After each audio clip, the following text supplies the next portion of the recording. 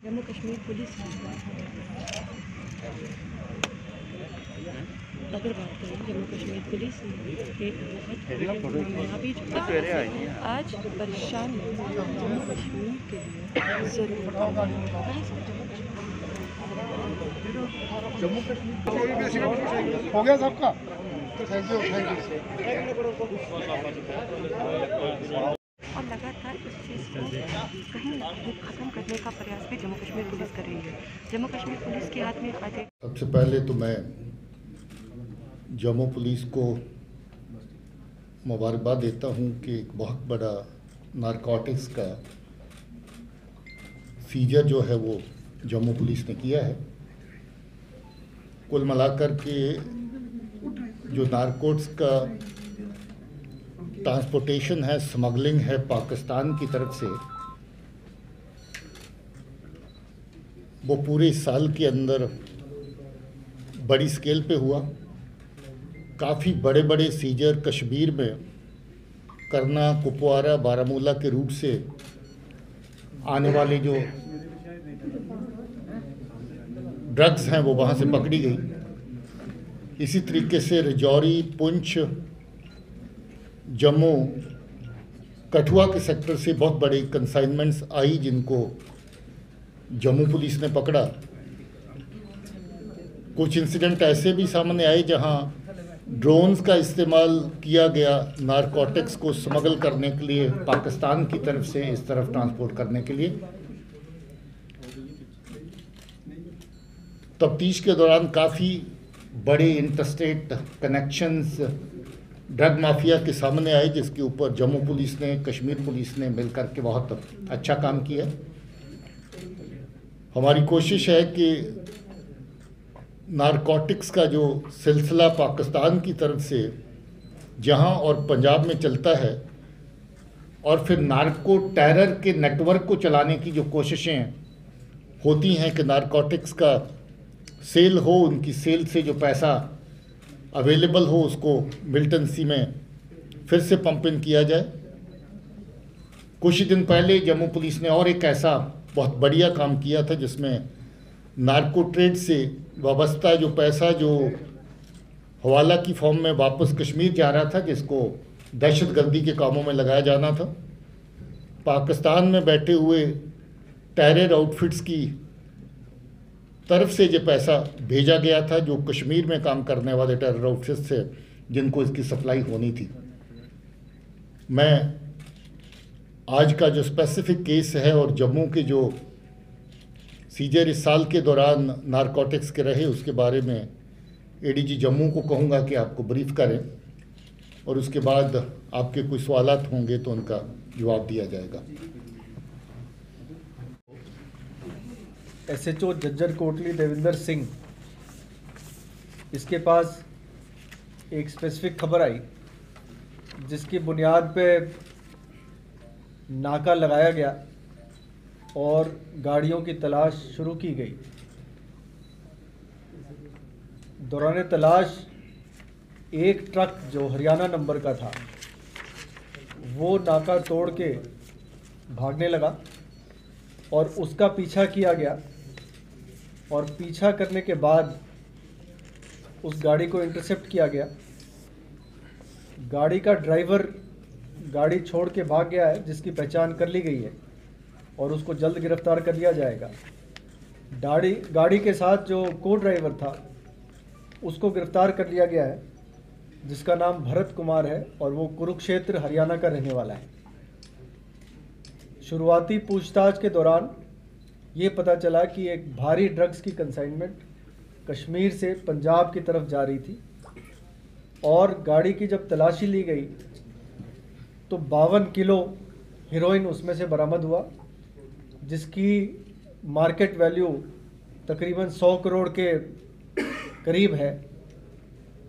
और इस जो सीज़र है, इसमें जो पैकेट्स जो दिखे वहाँ शुरुआत में सील करने के पहले, उस पर 1999 मार्क लगा हुआ था। इस तरह के मार्क पहले भी जब पाकिस्तान से ड्रग्स भारी मात्रा में सप्लाई किए गए थे उनमें भी इस तरह के मार्क्स दिखे थे। और अब ये तफ्तीश के दौरान हम इसको लिंक कर पाएंगे कि ये जो कंसाइनमेंट है कहाँ से आया और किस तरीके से आया। मज़ीद तफ्तीश चल रही है और जो ड्राइवर है उसको अरेस्ट करने के बाद तफ्तीश को मुकम्मल किया जाएगा। आपकी जानकारी के लिए ये बता दूं कि ड्रग्स के ख़िलाफ़ जम्मू पुलिस ने पिछले 2 साल में काफ़ी प्रयास किए हैं, जिसमें तकरीबन 185 किलो हीरोइन पिछले 2 साल में बरामद की गई है, जिसकी जो मार्केट वैल्यू तकरीबन 360 करोड़ के आसपास है। और इस दौरान 1500 अरेस्ट हुए हैं, 6 पब्लिक सेफ्टी एक्ट के अंदर डिटेंशंस हुए हैं। वो डिटेंशन उस किस्म के लोगों की है जो आदतन ये काम करते रहते हैं और कई बार ड्रग्स के सिलसिले में पकड़े गए हैं।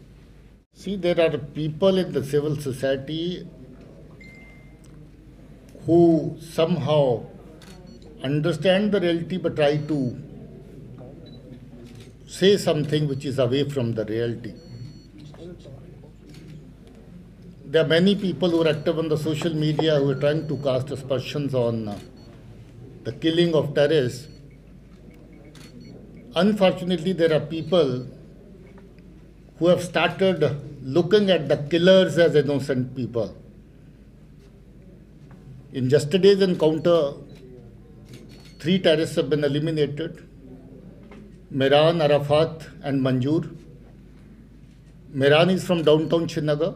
Arafat and Manzoor are from Pulwama district. Both were earlier working as OGWs with Abbas Sheikh, who was chief commander of TRF, which is an affiliate of Lashkar-e-Tauba. So when you look at what Mehran has been doing ever since he became active, he was earlier working as associate with Abbas Sheikh, and he's the one who was providing all kind of logistic support to Abbas when he was active in Srinagar city and elsewhere. He is responsible, along with his associates, for the killing of our sub-inspector Arshad. He is responsible for a grenade attack on 26th of June 2021 at Barbarsha, in which 1 innocent civilian was killed and 3 of them were injured. He is also responsible for killing of Mehran Ali Sheikh, again a resident of Nawakadal, Srinagar. He was also responsible for killing of principal of a school, Miss Supinder Kaur, and teacher Deepak Chand. So he suddenly become innocent after so many killings. I think this is high time people look at the reality without mixing it up with their imaginations. It's an encounter which has brought relief to the people who lost their dear ones. एक सुरक्षा के माहौल में बेहतरी हो। जब से ये किलिंग हुई तब से लेकर के दर्जनों कामयाब ऑपरेशन चले हैं, जिसमें 20 से ज़्यादा दहशतगर्द मारे गए हैं। और मैं ये बता दूं कि हर वो दहशतगर्द जो सिविलियन किलिंग में शामिल था, हाल में जो सिविलियन किलिंग हुई, वो सब के सब इन एनकाउंटर्स के अंदर मारे जा चुके हैं। सिर्फ एक दहशतगर्द जिसका नाम बासित है और जो कुलगाम का रहने वाला है, जो बाहर से आए हुए बेगुनाह लोगों की किलिंग में शामिल था, उसके अलावा भी कुछ सिविलियन लोगों के खिलाफ कार्रवाई में शामिल था, वो बचा है।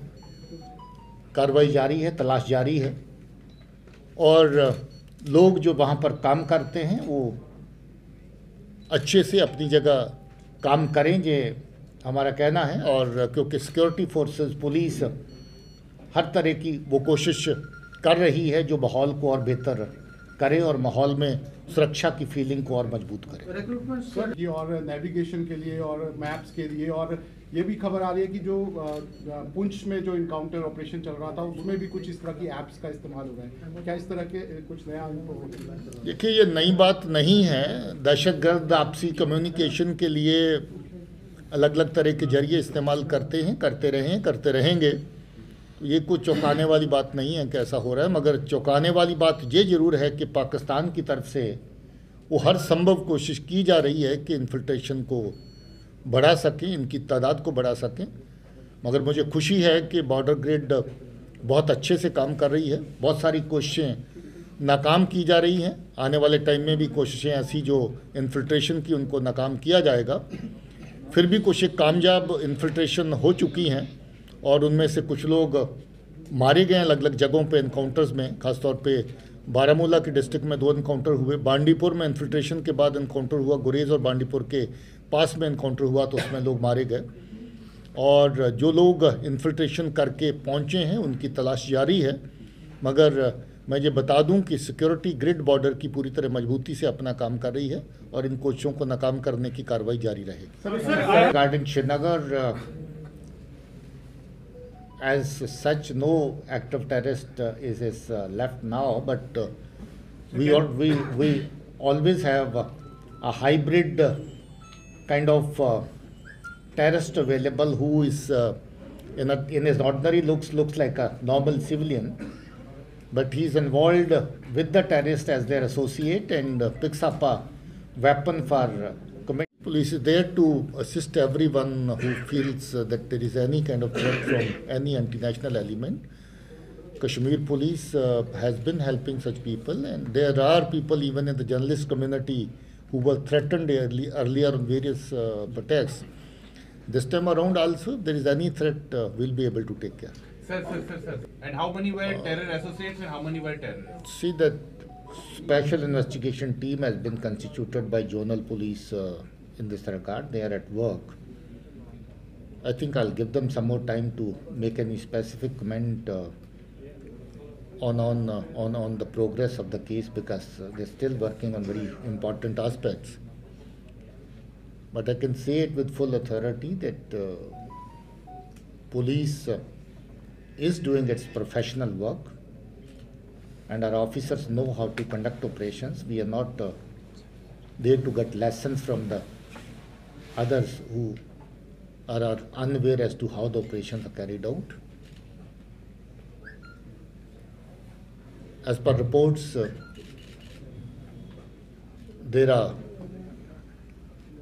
very strong pieces of evidence available in this case, which will be shared with all concerned very soon. See, if there is someone who is providing a hiding space to a foreign terrorist in his own premises, and the terrorist with the weapon is moving around in the city and picking up targets, somebody from those innocent civilians, so-called innocent civilians, is taking him out on a recce, on a motorbike, picking up targets for him. And you say he's an innocent. How innocent he is or he was would be subsequently proven when the investigation makes further progress. There's a foreign terrorist, a Pakistani terrorist, who's moving around in the city with a weapon. That foreign terrorist is responsible for shooting a policeman, and the policeman has recognized that yes, this is the man. I saw him from a very close range, who came close to him and fired upon him. So therefore, our investigation is in progress, which is very much suggesting that there's a terrorist and there's a terror network around him which is supporting him. So we'll see who's involved to what extent. That will be shared at the right time. के पीछे 2, 3, 4 लोग हो सकते हैं जो उसको weapon को आगे पीछे ट्रांसपोर्ट करने में, उसको पनाह देने में, उसको आगे पीछे चलाने में उसकी मदद करते हैं।